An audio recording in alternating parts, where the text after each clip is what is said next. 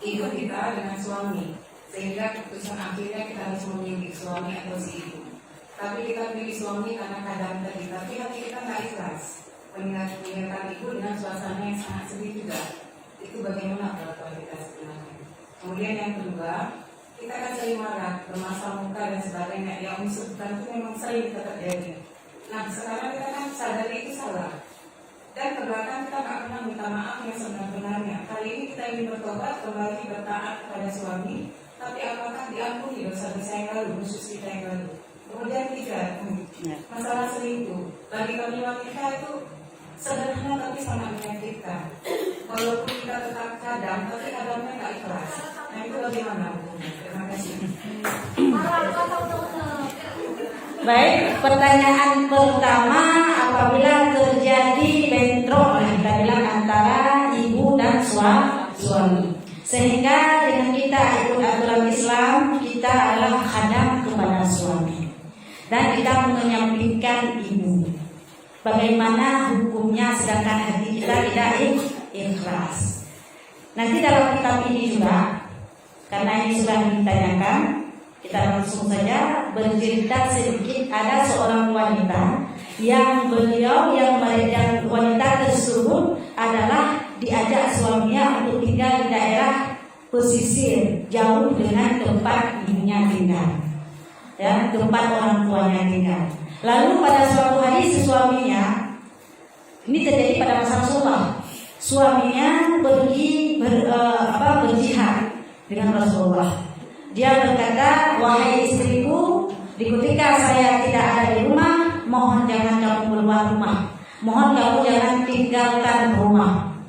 Baik suamiku. Lepas itu suaminya pergi berjihad. Tidak lama setelah suaminya pergi, langsung besok ada kabar bahwa ibunya itu disakit parah, ya, yang terus memanggil namanya, nama anaknya yang cuma satu-satunya. Lepas itu datang utusan menghadap para wanita tersebut dan menceritakan keadaan ibunya yang hendak sabar mau. Dia teringat, ya Allah, bagaimana ini hati saya? Apakah saya ikut perkataan suami saya? Karena dulu nggak ada handphone. Kalau sekarang enak, bang, ini mama sakit, bagaimana? Oh, pulang saja. Enak. Dulu nggak ada. Bagaimana ya? Terus dia merasa bimbang dalam hatinya antara dia pergi menjenguk ibunya ataupun cuma tinggal duduk diam di rumah sesuai perintah suaminya. Terus apa yang terjadi? Wanita ini pergi menghadap pada Rasulullah. Ya Rasulullah, bagaimana keadaan saya ini ya Rasulullah? Saya ini dihadap dengan dua perkara yang sangat berat. Perkara pertama, suami saya pergi berjihad dan dia berpesan supaya saya tidak tinggal di rumah, tidak kemana-mana saat saya dalam keadaan ditinggali di rumah. Terus pada posisi yang lain, ibu saya sakit parah dan terus memanggil nama saya. Bolehkah saya pergi wahai Rasulullah menjenguk ibu saya yang terasa rumah tersebut? Apa ya Rasulullah? Wahai wanita, pulanglah kamu ke rumahmu, maka berdiamlah kamu di rumahmu. Ya, terus si wanita tersebut pulang ke rumah dan diam di rumah. Hari berikutnya, ibunya sakitnya makin parah. Terus datang lagi utusan kepadanya, wahai wanita, pulanglah kamu ke rumahmu sebentar saja, karena ibumu dalam sakaratul maut yang terus memanggil namamu. Pulanglah kamu sebentar.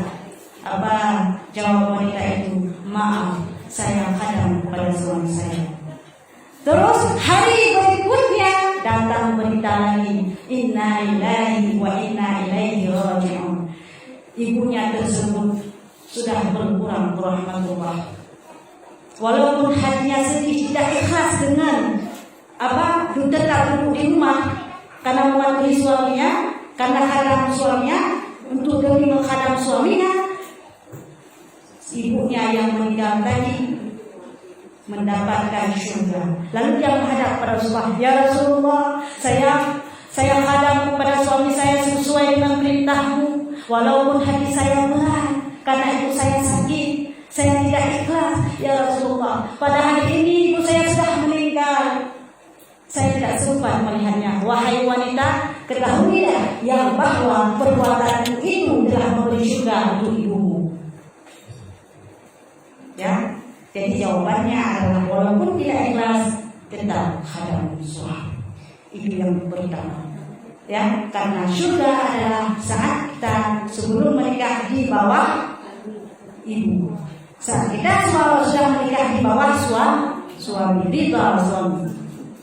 Ya, nah, walaupun tidak ikhlas. Itu yang pertama. Pertanyaan yang kedua, Kita sering marah-marah dulu. ya, seorang wanita sering marah-marah pada suaminya sebelum dia mengetahui akan haramnya hal tersebut. Ya, ingat Allah bersifat Al-Ghafur, Maha Pengampun. Jika kita tidak ada ilmu pada saat itu, kita tidak tahu bahwa hal tersebut musyrik, ya, memang walaupun begitu kita berdosa, karena kalau ini ditutup wajib, ya. Tapi kita tidak mau belajar sehingga kita tidak tahu hukumnya, maka kita melakukan hal yang musyrik sehingga kita berdosa. Terus sekarang ini kita sudah tahu, bahwa ini haram. Kita tidak perlu lagi berkelima dalam kemaksiatan, dalam dosa. Bagaimana hukumnya? Apakah diterima taubat saya sedangkan saya musyrik pada saat saya masih beranak satu misalnya? Sekarang saya sudah beranak 5. Apakah Allah maafkan dosa saya yang musyrik dulu? Dimaafkan dengan syarat adalah minta maaf dulu pada suami. Bang Bepremoraya nyoker ada syarat suami premoraya 3 itu yang parah, yang bahaya. Minta maaf dalam kamar, ya, sambil merayu, agar dimaafkan. Itu dianjurkan dalam Islam.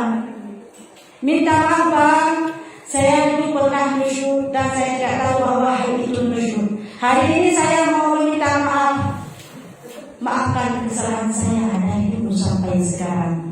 Insya Allah pasti suami yang sayang pada kita maafkan. Maka semua itu terhapuskan.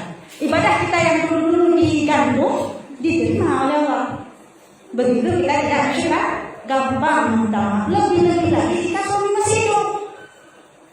Yang sedikit susah jika suami sudah meninggal.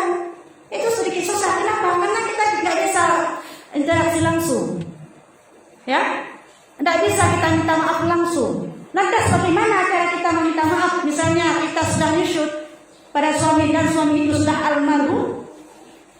Nah, kita minta maaf ini sedikit susah, yaitu dengan cara kita beramal sebanyak-banyaknya, niatkan pahala untuk suami dan berharap pada hati, ya Allah ya Rabbi, dengan amalan saya ini sampaikan pahala kepada suami saya, ya Allah, semoga beliau memaafkan dosa saya yang telah lalu. Karena hari ini saya taubat, ya Allah. Terus melakukan hal seperti itu, insya Allah. Cuma sedikit susahnya kalau masih hidup kita langsung dengan iya saya maafkan. Kalau sudah meninggal tidak ada yang jawab. Kalau mau dijawab kita harus lari. Jadi aku kurang malu orang mau jujur, maaf, ya, karena itu, ya. Nah, itu sedikit susahnya. Kemana kalau sudah kita minta maaf, walaupun dosa kita sebanyak gunung dilakukan, tetap diampuni oleh Allah. Kalau itu urusan Allah, hidup dengan Allah. Kalau itu dengan manusia atau dengan suami, minta maaf pada suami. Tuh. Yang ketiga, Selingkuh. ya. Tapi nggak ikhlas untuk kadang. Azannya? Oh, tunggu azan.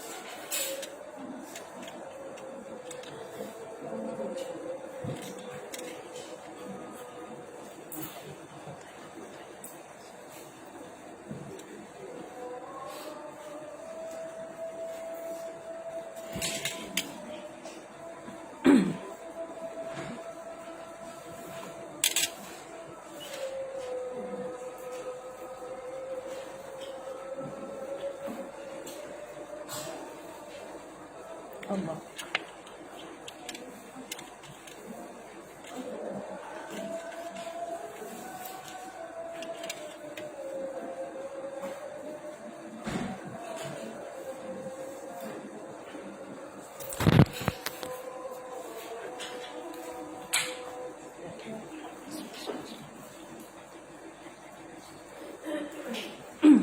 Baik, kita lanjut. Jadi pertanyaan yang ketiga adalah bagaimana kalau suami itu selingkuh, kita menghadap dia tapi dalam keadaan tidak ikhlas juga ya, sakit karena sakit hati karena dia selingkuh. Karena kalau hati sakit semuanya sakit, ya. Itu bagaimana hukumnya? Apakah kita berdosa? Itu jadi pertanyaannya. Jadi begini, kewajiban kita adalah menghadap. Yang dihukumkan adalah zahir, bukan batin. Allah tidak menghukumkan batin kita. Allah yang hanya menghukumkan zahir kita. Seorang yang meniatkan jahat tidak langsung jadi dosa. Ini menunjukkan yang bahwa Allah tidak menghukumkan zahir batin kita. Dunia dan betul. Cuma niat, tidak ditulis dosa sudah Islam memang berbuat melakukannya. Begitu di sana sudah baik.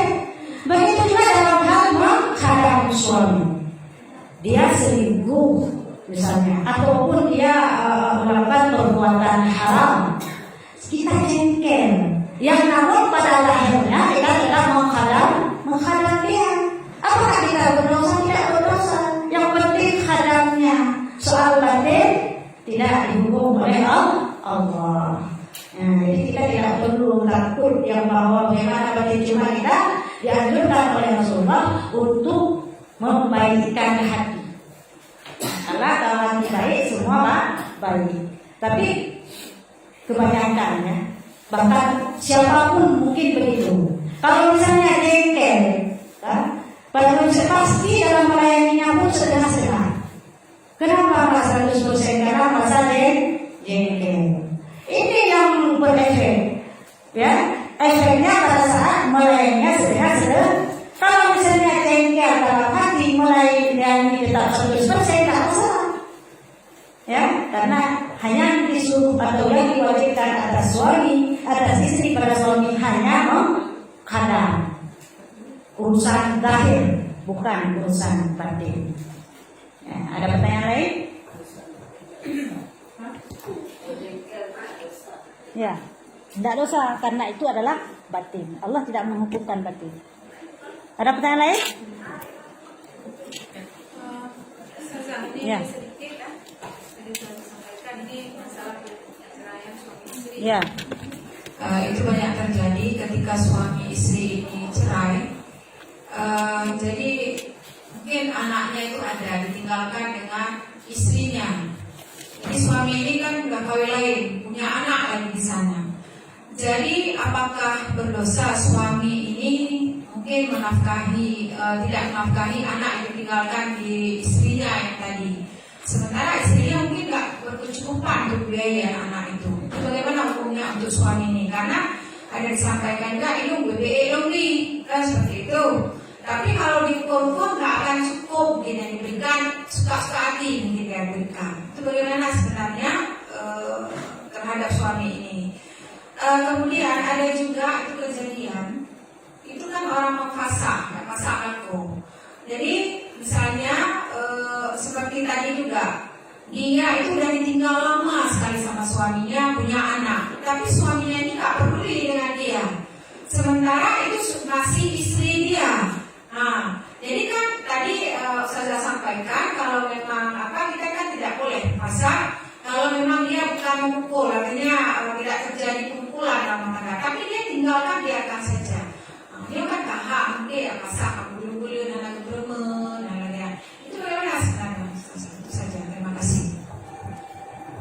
Baik, pertanyaan pertama adalah mengenai dibiarkannya anak pada mantan istri. Sedangkan mereka sudah pisah lama atau sudah cerai lama, ada anaknya mungkin 1-2 yang ditinggalkan pada istri, tapi suami tidak memberi nafkah. Ya, ada pun diberi nafkah mungkin suruh cerita ini. ya suka-suka hati dia, itu bagaimana hukumnya? Jadi dalam hal memberi nafkah ini tanggung jawab suami 100%. Tidak ada tanggung jawab istri. Beda sama pendidikan.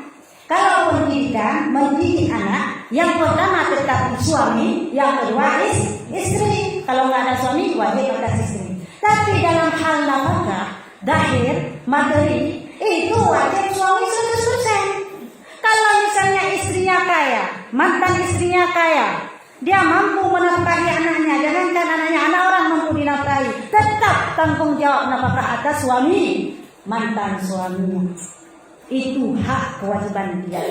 Lantas bagaimana kalau dia cuma memberi sekedar kena mental, sedangkan tidak cukup? Ini adalah dia berdosa. Kalau misalnya dia beri hanya semampu dia, karena yang diwajibkan memberi nafkah menurut kemampuan suami. Ya, kembali lagi menurut kemampuan suami, bukan menurut kebutuhan istri atau anak. Jadi apabila tidak cukup, kita wajib sabar. Kalau suami memang sengaja tidak beri, dia yang tahu hal itu kan cuma suami sendiri dengan Allah. Kalau dia memang cukup untuk memberi pasti cukup, cuma dia tahan, itu berdosa dia sama Allah. Ya, berdosa suami kepada Allah. Tapi kalau memang dia hanya mampu segitu, karena di sana pun ada anak dia. Untuk anak ini 2.000, untuk anak di sana 2.000 misalnya, karena di situ 2, di sini 2. Kalau memang dia mampunya segitu, ya begitu. Dia tidak berdosa. Karena adalah yang kita terima ini menurut kemampuan suami, bukan menurut kebutuhan kita. Soal dia ada memberi nafkah walaupun sedikit, jika memang dia hanya segitu mampunya, tetap dia tidak berdosa. Tapi kalau jika dia mampu tidak memberinya, itu dosa dia dengan Allah. Karena nafkah ini tanggung jawab suami 100%, tidak ada tanggung jawab istri. Ya, itu yang pertama. Yang kedua mengenai yang istrinya kan? Ya, gugat cerai, ya, pasah. Suaminya tidak mau memberi nafkah zahir batin, dua-dua. Ya, tidak memberi nafkah zahir batin, dua-dua. Ya, sudah bertahun-tahun lamanya misalnya. Apakah si istri ini boleh menggugat pasah? Boleh. Boleh, tidak hanya dihukum. Boleh dia pergi mengajukan ke hakim. Hakim tidak boleh sembarangan memutuskan hukum langsung dipasang. Dia panggil mantan suami. Dia panggil suami dan menanyakan hal tersebut. Kenapa tidak memberi nafkah? Pasti ada alasan. Saya tidak mampu memberi nafkah dia. Kalau kamu tidak mampu, maka apakah kamu mau memberi nafkah semampu kamu? Saya tidak mau. Apapun cerita hakim, saya tidak mau. Berarti hakim boleh dipasang. Jangkanya berapa bulan dia bisa pasang? Begini, jangkanya adalah 6 bulan. 6 bulan dalam satu pendapat lagi 1 tahun. 1 tahun tidak yang tidak diberi nafkah lahir dan batin, maka boleh mengajukan hakim. Cuma di hakim ini jangan langsung sembarangan memberi pernyataan dulu pada suami. Apakah kamu mau memberi nafkah lagi untuk dia? Saya tidak mau. Apapun cerita saya tidak mau. Wahai hakim, kalau begitu kamu dipasangkan boleh. Kalau nggak datang atau nggak? Kalau misalnya suami nggak datang, 3 kali dipanggil, ya, walaupun dalam negara itu dalam agama sama. 3 kali dipanggil, jika memang kamu tidak hadir kan bermakna dia sudah benar apa yang diduga oleh istri dan sudah boleh si hakim itu memutuskan pasal untuk mereka. Kalau memang tidak datang, kalau ada itulah hidup peringatan itu. Nah, inilah hukum Islam. Ada pertanyaan lain? Ya?